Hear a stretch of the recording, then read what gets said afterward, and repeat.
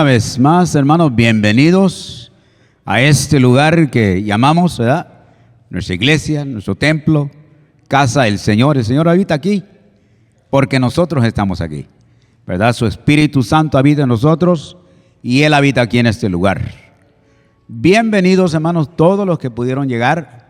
Al rato llegan los que van a llegar y nosotros, hermanos, nos vamos a gozar hoy en gran manera. Vamos a leer una lectura. Mencionamos ya Lamentaciones, capítulo 3, empezando versículo 19. Dice así la Escritura: acuérdate de mi aflicción y de mi vagar, del ajenjo y de la amargura. Ciertamente mi alma lo recuerda y se abate mi alma dentro de mí. Esto traigo a mi corazón, por esto tengo esperanza, que las misericordias del Señor jamás terminan, pues nunca fallan sus bondades. Son nuevas cada mañana, grande es tu fidelidad. El Señor es mi porción, dice mi alma, por tanto en Él espero. Bueno es el Señor para los que en Él esperan, para el alma que le busca. Tenemos una tremenda bendición, hermano, y mientras que nos acordamos, hermano, de cosas fuertes que pasaron en nuestra vida, hermano, nos afligimos. Pero una vez más que nos reenfocamos en el Señor, estamos bien. Nos recordamos, hermano, de su bondad, de su misericordia. Y por eso, hermano, le vamos a cantar, le vamos a adorar y vamos a escuchar su palabra. Vamos a orar. Padre precioso, en esta hermosa tarde, una vez más te damos gracias, Señor, porque pones el deseo de cada uno de nosotros el estar aquí. Y nosotros entendemos, Señor, que es el mejor lugar que podemos estar todos los domingos, Señor, que sea posible. Padre, ayúdanos, Señor, a recordar siempre lo que tú has hecho por nosotros. Perdonaste nuestros pecados cuando abriste nuestro entendimiento, Señor, y te pedimos perdón y nos arrepentimos. Y recibimos, Señor, el don tuyo, tu Hijo. Señor, y nos diste vida eterna. Señor, queremos agradecerte, Padre, enfocándonos hoy aquí en este lugar, adorándote, bendiciendo, Señor, tu nombre y esperando, Señor, el mensaje de tu palabra, Señor, que siempre tiene algo que hablar a nuestra vida. Oramos todo esto, Señor, en el nombre de Jesús. Amén. Buenas tardes, hermanos y hermanas, bienvenidos. Vamos a estar en Nehemías capítulos 13 y como se dan cuenta ya estamos reiniciando las actividades al final del verano. Este miércoles ya regresan las clases aquí en la iglesia a las 6:30, oración, a las 7 estudio bíblico.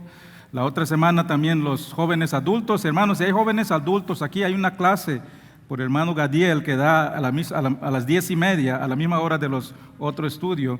Les invitamos, los jóvenes adultos, ya comienzan la otra semana también. También vieron, hermanos, la otra semana nuestra noche de coinonía. Si no ha asistido, hermanos, se han perdido una gran bendición. Comenzamos a las 5. La iglesia da el plato principal y les pedimos que traigan platos adicionales de postre o de ensaladas. Y después tenemos solo esa adoración y oración, no es sermón, tenemos unas reflexiones, pero es una noche de celebrar juntos como iglesia. Estamos todos los 3 servicios juntos, adoración en español, en inglés, en conjunto. Es un tiempo maravilloso también. Y les recuerdo también a los que tienen jóvenes, cuando comienza el año, el pastor Tim, que es el pastor de los jóvenes, siempre tiene un almuerzo cuando los padres pueden ir y les explica los planes del año, lo que piensa y todo eso. Especialmente si tienen jóvenes que están entrando en el grupo de adultos, les invito, hermanos, el día de hoy, siguiendo este servicio, va a haber un almuerzo con el pastor Tim. La iglesia da el almuerzo, no tienen que pagar nada. Nehemías capítulo 13. Hoy concluimos nuestro estudio de este libro de Nehemías. Hermanos, estuvimos aquí casi 5 meses. Y vimos este libro precioso que nos deja la palabra de Dios. Nehemías era el copero del rey de Persia. Dios incomoda su corazón, reconoce, escucha que los muros de Jerusalén están en escombros. Y habían estado así por más de 100 años. Y él responde a ese llamado, deja su comodidad del palacio, viaja hasta Jerusalén, une al pueblo y a pesar de los constantes ataques y obstáculos, Nehemías y el pueblo se mantienen firmes y concluyen la obra en 52 días. Después que la obra de construcción física se termina, Nehemías empieza también con Esdras, restauran la palabra de Dios. Y lo que hemos visto las últimas 3 semanas, ¿qué es el resultado cuando se restaura la palabra de Dios en nuestras vidas? Vemos que hay confesión en el capítulo 9, vemos que hay arrepentimiento, vemos que hay obediencia y la semana pasada vimos que hay adoración, que es el resultado natural. Y hermanos, si llegamos al último capítulo y si esto fuera un cuento de hadas, terminaría con y vivieron felices en obediencia a Dios por siempre. Pero la verdadera prueba de un avivamiento en nuestras vidas no es cómo respondemos después de las victorias, sino si nos mantenemos fieles a Dios a largo plazo, en las altas y en las bajas. ¿Cómo respondemos? Sí, después de las victorias, pero ¿cómo respondemos en las tormentas de nuestras vidas, a través de los años? Y nos dice este capítulo que, si se recuerdan, Nehemías en el capítulo 1 pidió permiso, no estaba ahí por siempre. Así que él tiene que regresar a su trabajo en el palacio de Persia, pero después de 12 años él regresa a Jerusalén y hoy vamos a ver lo que encuentra. Y lo que encuentra no es que estaban viviendo felices en obediencia a Dios, sino que encuentra que ese fuego del avivamiento se había apagado y el pueblo había regresado a las costumbres paganas que le habían alejado de Dios. Así que en su regreso, Nehemías se dedica a reformar el pueblo de Dios. Ese es el título del pasaje de hoy, la reforma. Y vamos a estar en Nehemías 13 y voy a empezar a leer desde el versículo 4. Les pido que nos pongamos de pie, si es posible, para leer y dar reverencia a la palabra de Dios. Nehemías 13, del 4 al 11, dice la palabra de Dios. Y antes de esto, el sacerdote Eliasib, siendo jefe de la cámara de la casa de nuestro Dios, había aparentado con Tobías y le había hecho una gran cámara en la cual guardaban las ofrendas, el incienso, los utensilios, el diezmo del grano y el vino y el aceite, que estaba mandando a dar los levitas, a los cantores, a los porteros y a la ofrenda de los sacerdotes. Mas a todo esto ya no estaba en Jerusalén. Yo no estaba en Jerusalén, porque el año 32 de Artajerjes, rey de Babilonia, fui al rey. Y al cabo de algunos días pedí permiso al rey para volver a Jerusalén. Y entonces supe del mal que había hecho Eliasib por la consideración de Tobías, haciendo para él una cámara en los atrios de la casa de Dios. Y me dolió de gran manera. Y arrojé todos los muebles de la casa de Tobías fuera de la cámara. Y dije que limpiasen las cámaras e hice volver ahí los utensilios de la casa de Dios, las ofrendas y el incienso. Encontré asimismo que las porciones para los levitas no les habían sido dadas, y los levitas y cantores que hacían el servicio habían oído cada uno a su heredad. Entonces reprendí a los oficiales y le dije, ¿por qué está la casa de Dios abandonado? Y los reuní y los puse en sus puestos. Padre Celestial, gracias te damos por tu palabra, Padre. Gracias por este tiempo que hemos pasado en este libro que nos ha enseñado discernimiento, que nos ha enseñado mantenernos firmes. Nos ha enseñado que tú tienes el poder de restaurar y hacer grandes obras cuando trabajamos fieles, unidos en tu obra. Gracias, Padre, gracias por lo que hemos aprendido. Y te pido, Padre, que en este último mensaje que estamos sellando este libro, que nos ayudes a comprender todo lo que tú tienes para nosotros y llevar lo que hemos aprendido fuera de la iglesia y implicarlo en nuestras vidas. Gracias, Padre, en el nombre de Cristo Jesús. Amén. Pueden tomar asiento, hermanos. Estos son los 3 puntos que vamos a ver en esta última capítulo de Nehemías. Vamos a ver primero que hubieron reformas de purificación, hubieron reformas de porciones y reformas de las prioridades. Vamos a comenzar. Reformas de purificación. Dice que antes de eso el sacerdote Eliasib dice que había construido una cámara en la casa de Dios, en el templo. ¿Para quién? Para Tobías. Si recuerdan, Eliasib era el sumo sacerdote, era la mayor autoridad religiosa y política. En la tradición judía no había diferencia entre la religión y la política. El sumo sacerdote era la mayor autoridad. Bajo su responsabilidad estaba el cuidado del templo. Él es el que asignaba a los sacerdotes que podían servir en el templo. Y una vez que Nehemías se va, Eliasib dice que le da un lugar adentro del templo de Dios, en la área del templo a Tobías para vivir, en los atrios del templo. Y no era un lugar cualquiera, dice que le da una gran cámara. Era un lugar privilegiado. Era un lugar de prestigio.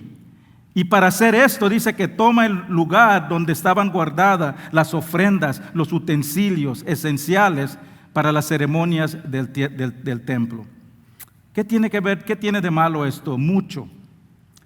¿Por qué no dice la palabra que tiene que mostrar hospitalidad del pueblo? Pero esto no es hospitalidad, hermanos. Lo que estamos viendo aquí es una profanación del templo de Dios. Es una profanación de la casa de Dios. El templo en Jerusalén no era un lugar cualquiera. Era la morada de Dios. Era un lugar sagrado que ni siquiera los judíos más piadosos podían llegar cerca del templo de Dios. Y hay que conocer un poco de este templo en Jerusalén en esos tiempos para entender lo impactante de darle un lugar a Tobías en los atrios del templo. En primer lugar, el templo estaba rodeado por un gran muro. Estaba rodeado por este muro y había reglas específicas de quién podía ir en cada lugar más cerca del templo. En el templo estaba rodeado por este muro y había un patio. Y ese patio se conocía como el patio de los gentiles.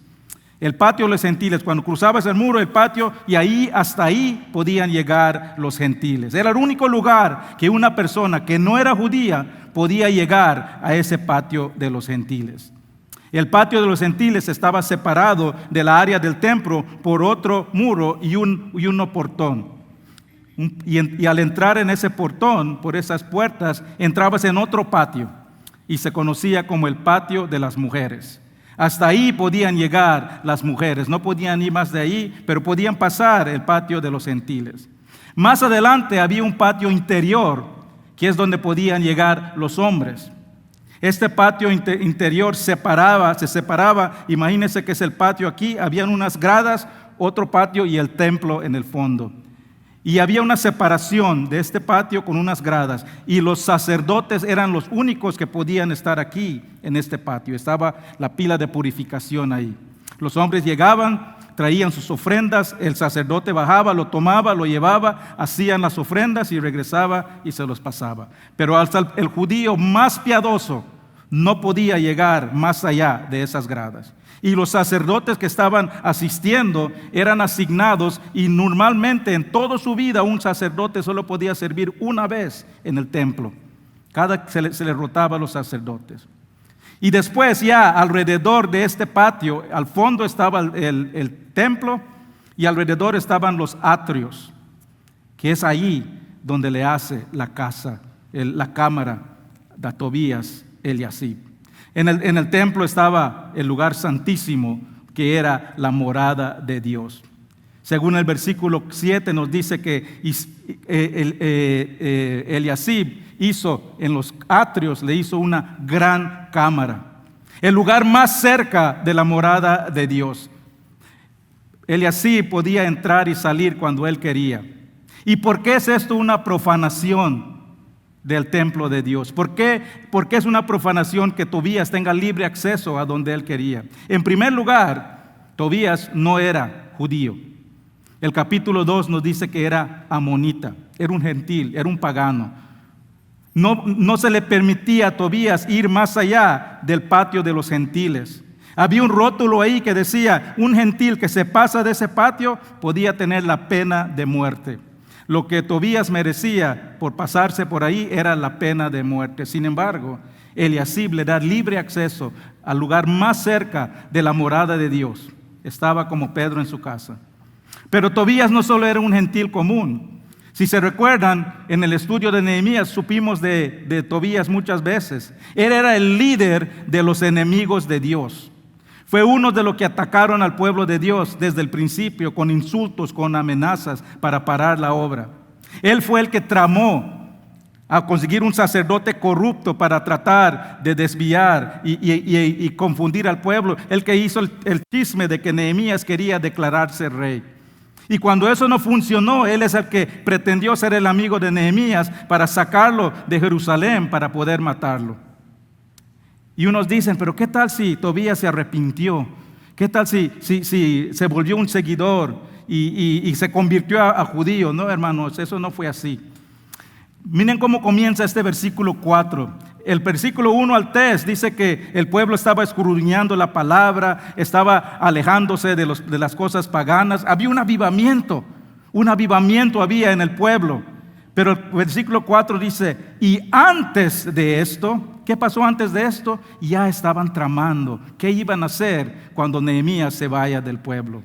En medio de este avivamiento, inclusive cuando todavía estaba Nehemías ahí, Eliasib ya está poniéndose de acuerdo con Tobías de construirle un lugar en el templo. ¿Por qué? ¿Por qué están haciendo esto? Porque si se recuerdan, cuando vino Nehemías, no había ningún incentivo de los líderes judíos para reconstruir los muros. Estaban de acuerdo con los otros líderes paganos que si se construye un templo, se regresa a la gloria y pierden su influencia los de alrededor. Ese pueblo, la influencia del pueblo, lo que estaba diciendo, lo que pasaba en Jerusalén, no eran los líderes, ellos estaban sobornados, sino que eran los otros paganos como Tobías, como Sanbalat.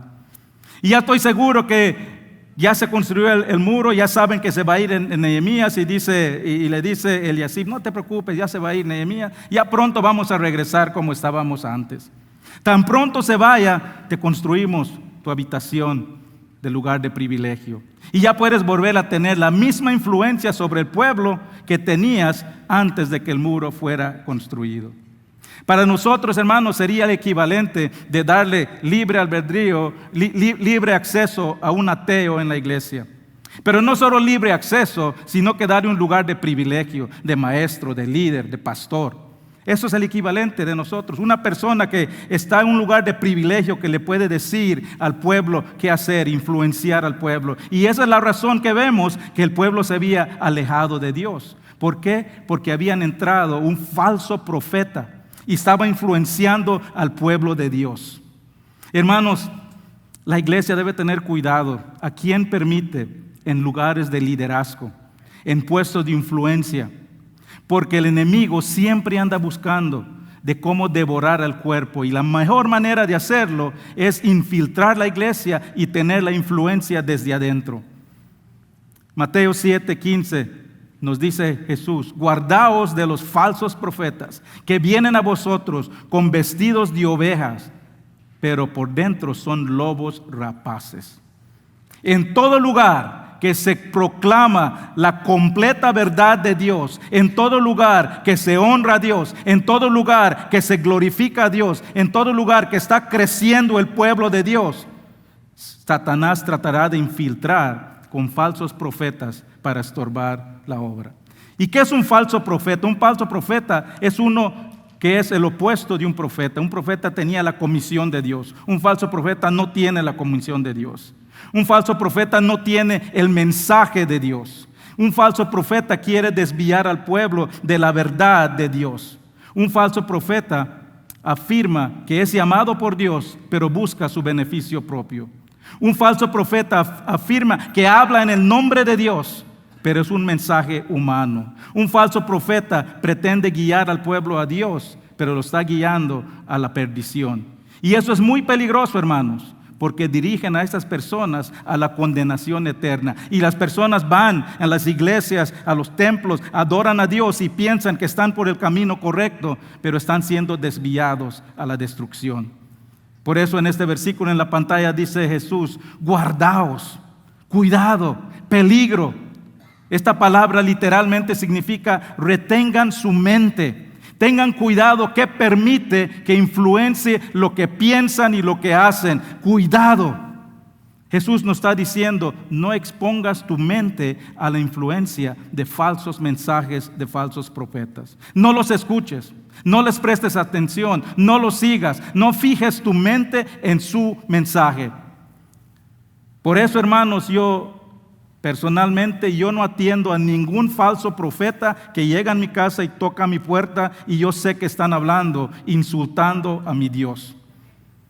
Porque dice la palabra, guardaos, retén tu mente, no expongas tu mente. Son peligrosos porque llevan una Biblia y pretenden que están hablando la verdad, pero lo que están haciendo, están envenenando el alma y llevan a la perdición. Yo no creo que nadie aquí permitiría a alguien en su casa que está viniendo hablando falsedades de tu papá, de tu padre, insultando a tu padre, quitándole el privilegio que solo él se merece. No permitamos, hermanos, que esos falsos profetas no solo infiltren la iglesia, sino que en nuestros hogares. Y noten que dice este versículo, que dice, que vienen a vosotros con vestidos de ovejas, pero por dentro son lobos rapaces. Eso es la marca del falso profeta, la decepción. En ese tiempo el enemigo número uno de las ovejas era el lobo, los lobos rapaces. Era un enemigo natural que vagaba por los montes buscando un rebaño de ovejas y lo seguía sutilmente para que no lo miren, y el momento preciso salía de su escondite y arrebataba las ovejas y se los llevaba. Eso es lo que significa un lobo rapaz. Una vez bajo el control del lobo, la oveja está completamente y totalmente indefenso. Por eso son extremadamente peligrosos, porque son feroces, brutales, devoradores. Y los falsos profetas, hermanos, dice que vienen vestidos de ovejas. En esos tiempos, un profeta se conocía por su vestimenta, por la manera que se vestía. Nos dice Elías, por ejemplo, en la Biblia, que usaba vestimenta áspera, peluda, incómoda. Juan el Bautista vivía en el desierto y se vestía con un abrigo de pelo de camello. Esas vestiduras rústicas designaban, este es un profeta. Demostraba que venían sin lujos, sin comodidades del mundo. Y si alguien quería pretender ser una profeta, simplemente se vestía de esa manera. Ahora, hermanos, cuando Jesús dice que los enemigos de Dios vienen en vestidos de oveja, no está hablando de las ovejas en sí, sino que está hablando de los líderes, de los pastores, de los maestros. Los falsos profetas no pretenden ser ovejas, pretenden ser pastores, líderes con influencias. Y eso es lo que le habían dado a Tobías. Le habían dado un lugar de privilegio en el templo. Tenía influencia sobre muchos, pero era una decepción. Y había logrado en 12 años alejar al pueblo de Dios. Y así son los profetas, hermanos. Entran a la iglesia, hablan de Cristo, mencionan versículos, hablan de la cruz, hablan, hasta cantan, adoran a Dios, hablan del Espíritu Santo, conocen el lenguaje cristiano, escriben libros cristianos, predican mensajes cristianos, son agradables, sonríen, son positivos, parecen afirmar todos estos valores, pero es un disfraz nada más, porque engañan al pueblo para sus propios beneficios. Son lobos rapaces, engañadores, que mienten al pueblo y los llevan a la destrucción. Y veamos cómo Nehemías reacciona cuando regresa después de 12 años y se da cuenta del daño que habían hecho Tobías y estos otros líderes lobos rapaces. Dice el versículo 7, supe del mal que había hecho Eliasib por consideración de Tobías, haciendo por él una cámara en los atrios de la casa de Dios. Y dice, y me dolió de gran manera. Le dolió mucho, porque en lugar de apartarse de las influencias paganas, habían invitado a esas influencias al lugar más sagrado del pueblo. Le habían dado al diablo un lugar óptimo para desviar y devorar al pueblo. ¿Y cómo responde? Dice, y arrojé todos los muebles de la casa de Tobías afuera, y dije que limpieza en la cámara, e hice volver ahí los utensilios de la casa de Dios, las ofrendas y el incienso. Eso nos recuerda de la limpieza que hizo Jesús en el templo cuando se da cuenta que lo habían convertido en un mercado. Nehemías no solo se lamentó de la profanación del templo, él tomó acción. Él hizo lo que nadie quería hacer. Tomó 12 años para llegar a ese lugar. Y solamente tener un líder fiel que organiza al pueblo y oiga, esto no está correcto. Pero nadie tuvo el valor de hacerlo. Él purificó el templo, lo purificó para regresarlo al lugar sagrado de honra de Dios. ¿Y cómo aplica esto para nosotros hoy, hermanos? Ya vimos que no debemos darle al enemigo lugares de influencia en la iglesia, pero eso también aplica para nuestras vidas, para todo creyente. No debemos de ser que las influencias del mundo contaminen el templo de Dios. ¿Y qué eres el templo de Dios? Si tú eres un creyente, tú eres el templo de Dios. La morada de Dios ya no está en ese lugar santísimo en Jerusalén. La morada de Dios habita en ti. Todo creyente es el templo de Dios. Y debemos mantenerlos puros, libres de influencias del mundo. 1 Corintios 3, 16, 17 dice, ¿no sabéis que sois el templo de Dios y el Espíritu de Dios mora en vosotros? Si alguno destruyera el templo de Dios, Dios le destruirá a él, porque el templo de Dios, el cual sois, santo es. El momento que una persona pone su fe en Cristo, recibe la morada del Dios en forma del Espíritu Santo. Y es una morada, recibe la santidad de Dios permanentemente. No necesita hacer nada más, no hay ningún paso adicional, ninguna oración adicional, ninguna prueba adicional. La palabra de Dios dice que recibes el sello del Espíritu Santo el momento que pones tu fe en Cristo. Y no debemos permitir que ninguna influencia externa profane la santidad del templo de Dios que es tu vida. Como Nehemías debemos purificar nuestra vida de todo aquello que deshonra a Dios. Eliasib había removido del templo los utensilios que se usaban para servir y honrar a Dios. ¿Por qué? Porque ya no lo estaban haciendo, ya no lo necesitaban. Entró ese falso profeta y removió todo aquello que honraba a Dios. Y dijo, mira, este lugar aquí donde hacías sacrificios a Dios, donde hacías inciensos a Dios, donde adorabas a Dios, donde ponías a Dios en el lugar, ya no lo necesitas, muévelo de aquí. Eso es lo que pasa cuando permitimos que las influencias externas entren a nuestras vidas. Nehemías limpió el templo y regresó esos utensilios para que Dios pueda ser honrado. Sin esos utensilios no podían adorar a Dios, no podían servir a Dios. Hermanos, tu vida es un utensilio creado para servir y honrar a Dios. Y para que sea un instrumento útil para Dios, tienes que limpiar de tu vida todo aquello que deshonra a Dios. 2 Timoteo 2, 20 y 21 dice, pero una casa grande, no solamente hay utensilios de oro y de plata, sino también de madera y de barro. Y unos serán para usos honrosos y otros para viles. Así que, si alguno se limpia de estas cosas, será instrumento de honra, santificado, útil al Señor y dispuesto para toda buena obra. Hermanos, ¿qué influencias hemos permitido que tomen residencia en nuestras vidas que nos están alejando de Dios? ¿Qué influencias externas estamos dando lugar de privilegio en nuestras vidas? ¿Qué influencia externa estamos permitiendo que profane el templo de Dios, que contamine nuestro testimonio? ¿Qué instrumentos de honra necesitamos restaurar en nuestras vidas? ¿Qué utensilios estás permitiendo que quitar de tu vida, que estabas usando para la honra de Dios y lo estás quitando de tu vida? Hoy es el tiempo de expulsar todo aquello en tu vida que deshonra a Dios. No tengas miedo, ten valor, como Nehemías, de limpiar el templo de Dios y restaurar esos instrumentos de honra en tu vida para que vuelvas a ser un instrumento útil para Dios. Eso nos lleva al segundo punto. Ya vimos las reformas de purificación. Ahora veamos las reformas de porciones. Dice el versículo 10. Encontré asimismo que las porciones para los levitas les habían sido dadas y que los levitas y cantores que hacían el servicio habían huido cada uno a su heredad. ¿Qué estaba pasando?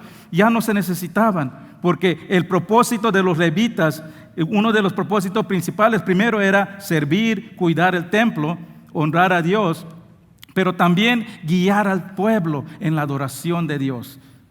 Pero ya no era necesario. Estoy seguro que Tobías poco a poco empezó a remover todas estas cosas. Ya no era necesario, ya no había necesidad para ellos. Y si no hay necesidad, el pueblo ya no estaba aportando para eso. Y esas personas tenían que buscar cómo hacerse la vida. Así que hicieron, regresaron a sus pueblos a buscar sus vidas. Ya no era necesario que estén en el templo, porque ya no estaban dedicando su tiempo a Dios. Nehemías reconoció la vital importancia de la obra de Dios, del templo, y el gran beneficio para el templo. Él reconoce que sin el templo el pueblo se va a volver a como estaba antes, y por eso reprende al pueblo cuando se da cuenta que habían roto su pacto con Dios de apoyar la obra del templo. Dice el versículo 11, entonces reprendí a los oficiales y les dice, ¿por qué está la casa de Dios abandonada? Y los reuní y los puse en su puesto. Hermanos, qué palabra más grande, los puse en su puesto. Muchas veces necesitamos que nos ponga en nuestro puesto. Cuando estás aquí escuchando la palabra de Dios, yo estoy hablando y sientes algo dentro de ti que no estás haciendo bien, Dios te está poniendo en tu puesto. Te está trayendo en tu mente todas esas cosas que has quitado y deshonrado a Dios. Nehemías reprende al pueblo, reconoce el servicio del templo, la necesidad, y reconoce que sin ese templo, sin esa enseñanza, el pueblo se iba a olvidar de Dios y volver a vivir en desobediencia. Hermanos, Dios ha ordenado la iglesia para ser un centro de enseñanza, para ayudar al pueblo a llevar a cabo su propósito, su voluntad al mundo. Él diseñó la iglesia como un centro de crecimiento espiritual.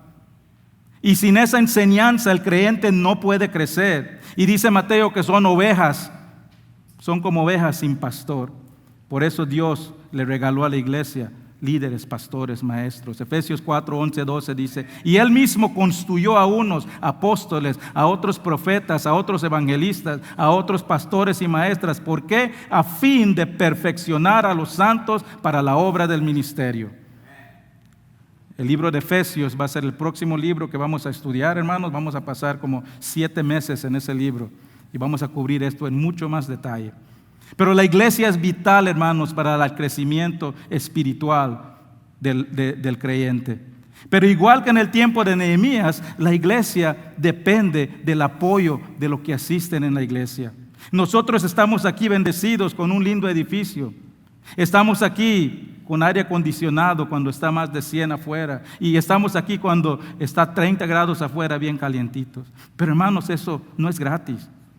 Cuesta mucho, tenemos una hipoteca grande.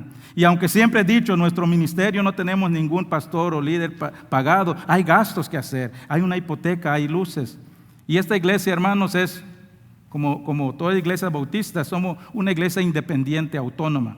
No recibimos ayuda de ningún lado. Todo lo que hacemos en la iglesia, todo lo que pagamos en la iglesia, todo lo que hacemos es por la ofrenda y los diezmos de las personas que asisten. Pero algo que evitamos aquí, hermanos. Yo fui administrador de esta iglesia por unos años cuando no había aquí hermanos, y para un administrador el peor tiempo de una iglesia es los lunes, cuando estás viendo si tienes suficiente para pagar los gastos de la semana que pasó.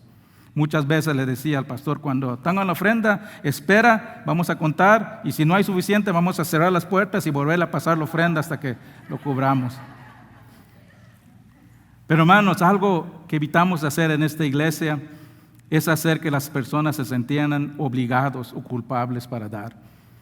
¿Por qué? Porque la palabra de Dios dice que Dios ama al dador alegre. Y si das por obligación, si das porque te sientes culpable, si das porque el de lado está dando y no te sientes mal, no estás dando por los motivos correctos. No estás dando por los motivos correctos. Y muchos dicen, pero Jesús enseñaba del dinero. Es cierto, hermanos. Más del 50% de las parábolas son acerca del dinero. ¿Por qué? Porque es importante en la vida de hoy. Pero no hay ningún lugar en la Biblia donde vemos a Jesús exigiendo dinero del pueblo. Él enseñaba acerca de la dadivosidad y permitía que la palabra de Dios obre en los corazones para que sean dadores alegres. Porque, hermanos, el aportar a la obra de Dios es por nuestro beneficio. No le estamos echando a Dios una manito cuando ofrendamos. Dios no necesita nuestra limosna. La iglesia, hermanos, existió antes de nosotros y va a estar aquí para la eternidad. Y Dios va a cumplir su propósito que Él tiene para la iglesia, con o sin nosotros. Entonces, ¿por qué debemos de aportar la obra de Dios? Vamos a enseñar qué dice la Biblia. 3 razones que debemos aportar a la obra de Dios. Primero, porque me hace un imitador de Dios. Todo creyente, dice la palabra, que debemos de hacer imitadores de Dios. Debemos de querer ser más y más como Dios. Y cuando somos dadivosos, estamos siguiendo el ejemplo de Dios. ¿Qué nos dio Él? Él nos dio su propio Hijo. Él sacrificó a su Hijo por nuestro beneficio.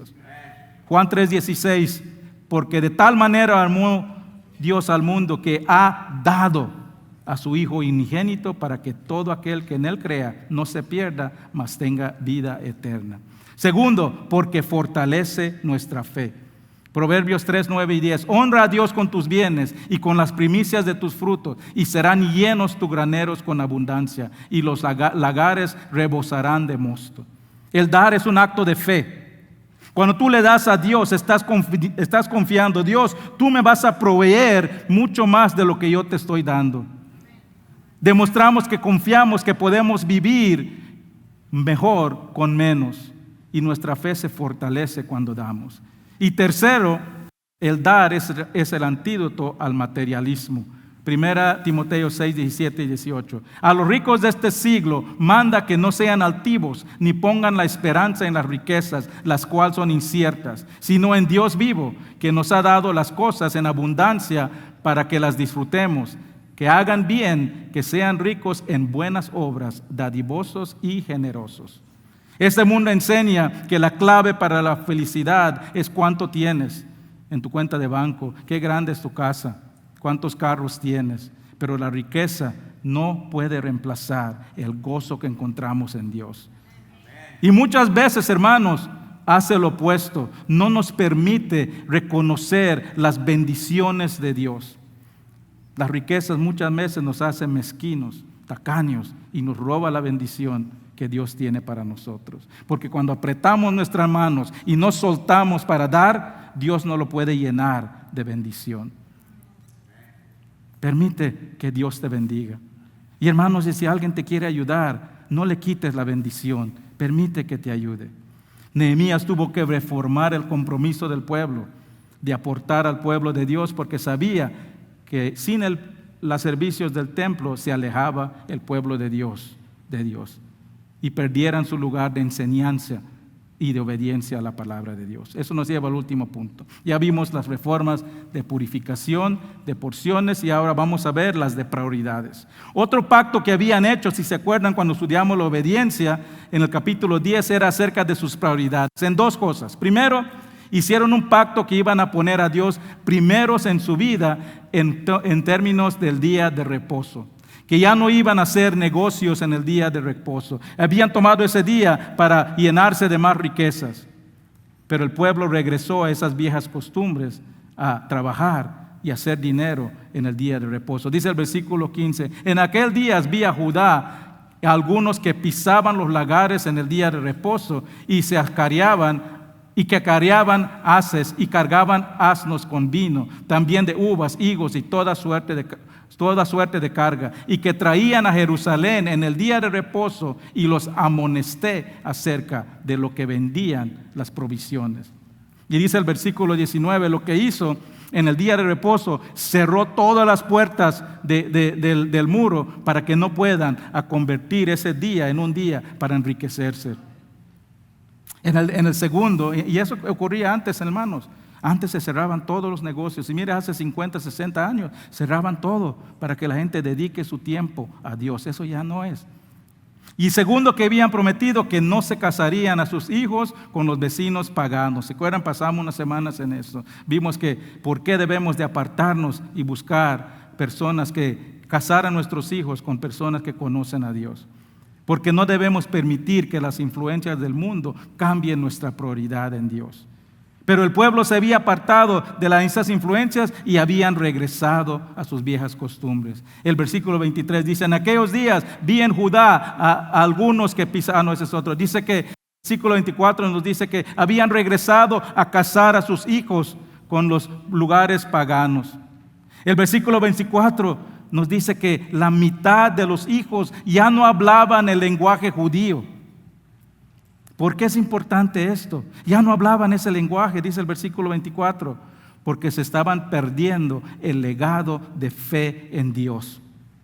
Los legados, hermanos, se pierden cuando no pueden ser vistos. Los legados se pierden cuando no los podemos, cuando no se enseñan. Los legados se pierden cuando no pueden ser imitados por la próxima generación. Yo soy originalmente de Belice. Mi familia son descendientes de los mayas. No se puede ver, pero me pongo de perfil así, que pueden ver. Mi papá solo hablaba maya con su abuela, pero eso fue la última generación que puede hablar el maya. En Belice siempre se habla unas palabras así en las conversaciones maya, pero ya no es un lenguaje que se habla. La última generación fue la generación de mi padre. ¿Por qué? Porque nunca se enseñaron. Nunca pudimos aprender e imitar. Hermanos, si tienen hijos que nacen en este país, nunca dejen de hablarles en español. No permitan que perdamos nuestro legado de dónde somos.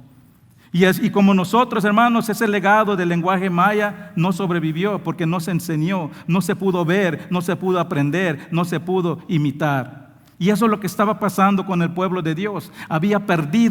Estaba perdiendo esto, y esto es muy importante porque en esa cultura era una cultura oral, donde se pasaban las tradiciones oralmente.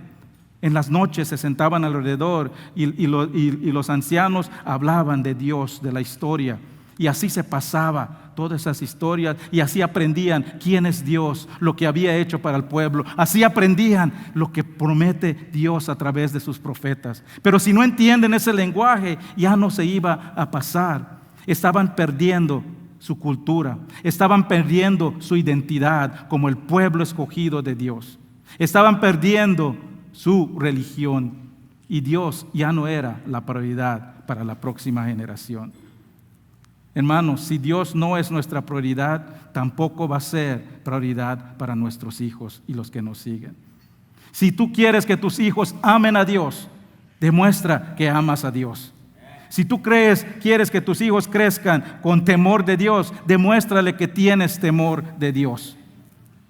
Deuteronomio 6, 5 al 9 dice: y amarás a Jehová tu Dios de todo tu corazón, de toda tu alma y con todas tus puertas. Y estas palabras que yo te mando hoy estarán sobre tu corazón, y las repetirás a tus hijos, y hablarás de ellas estando en casa y andando por el camino, y al acostarte y cuando te levantes, y la atarás como una señal en tu mano, y estarán como frontales en tus ojos, y las escribirás en los postes de las casas y de tus puertas. Ese último versículo lo tomaron literalmente los judíos, y muchos siempre andan con este versículo en un cuadrito aquí, en sus manos y en sus puertas. Y dice aquí, hermanos, que cuando dice repítele a tus hijos, literalmente significa impresiónalos. Esa es la palabra que se usa cuando se hace la impresión en un libro, y puedes leerlo. Dice: impresiónalos en sus mentes, satura sus mentes, satura tu hogar, tu vida. ¿Con qué? Con ejemplos de tu amor a Dios. ¿Y cuándo se debe de ser? Cuando te sientes, cuando caminas, cuando te acuestas, cuando te levantas, en todo tiempo. Eso es lo que debemos que hacer, hermanos.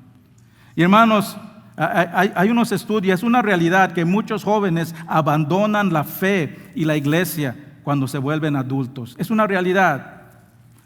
Pero esto es importante, hermanos. Si no llevas nada más de este estudio, de este mensaje, esto es importante porque siempre no leemos las estadísticas correctamente. Despierta al que está a tu lado y dile, ahí viene lo bueno, dile. Mira, un estudio, hermanos, demostró el 89% de jóvenes que abandonan la fe y nunca regresan son personas que no tenían un ejemplo de fe verdadero en el hogar, que vivían en hogares donde Dios no era la prioridad. No tenían un ejemplo de una fe sólida. Y segundo, los jóvenes que crecieron en lugares de creyentes fieles y se alejaron de Dios, tenían una alta probabilidad de regresar a la fe, especialmente cuando ellos mismos tenían hijos. Hermanos, lo que escogemos poner como prioridad en nuestras vidas afectan a los que nos siguen. Y nosotros tenemos esa responsabilidad ahora. Nosotros los tenemos por un tiempo limitados a nuestros hijos. Y una vez que se vayan, solo podemos orar por ellos. Y puede que, hermanos, aunque nosotros demostremos una fe real, una fe genuina, puede ser que no regresen. Hay muchos ejemplos de personas fieles que sus hijos se han alejado y oran todas sus vidas para que regresen. Pero si nos mantenemos fieles a Dios, podemos declarar estas últimas palabras de Nehemías al terminar este libro. El capítulo 13 termina con estas palabras de Nehemías: acuérdate de mí, Dios mío, para mi bien. Nehemías había hecho todo lo posible para que el pueblo fuera fuerte en Dios, para que el pueblo esté seguro y protegido. Los guió para que fueran un pueblo puro, adoradores, obedientes. Y si nosotros hacemos lo mismo en nuestros hogares, con nuestros hijos, con los que Dios pone en nuestros caminos, también podemos decir al final como Nehemías: acuérdate de mí, Dios mío, para bien. También podemos decir como Pablo al final: he peleado la buena batalla, he acabado la carrera, he guardado la fe. Déjame preguntarles, hermanos, ¿qué legado estás dejando en este mundo? ¿De qué se van a recordar de ti cuando ya no estés aquí? ¿Estás construyendo un legado que va a llevar a otros a Dios? Aunque no quieras, alguien te está mirando y vas a afectar su vida después que tú te vayas de este mundo. Todo lo que hacemos deja una impresión en la vida de los que nos rodean. Y el mejor legado que puedes dejar es un legado de fe que impacta generaciones después de ti. Un legado de obediencia al llamado de Dios. Un legado de unidad a la obra de Dios. Un legado de amor hacia unos a otros. Un legado de fiel servicio a Dios a pesar de los obstáculos de la vida, a pesar de los enemigos. Un legado de oración, de celebración, de adoración, que es lo que estamos viendo y vimos en Nehemías. Y hermanos, nunca es tarde para comenzar ese legado. Hoy puedes comenzar si no estás haciendo eso. En el libro de Nehemías podemos ver cómo Dios obra grandemente a través de un pueblo que está dedicado y unido en la obra.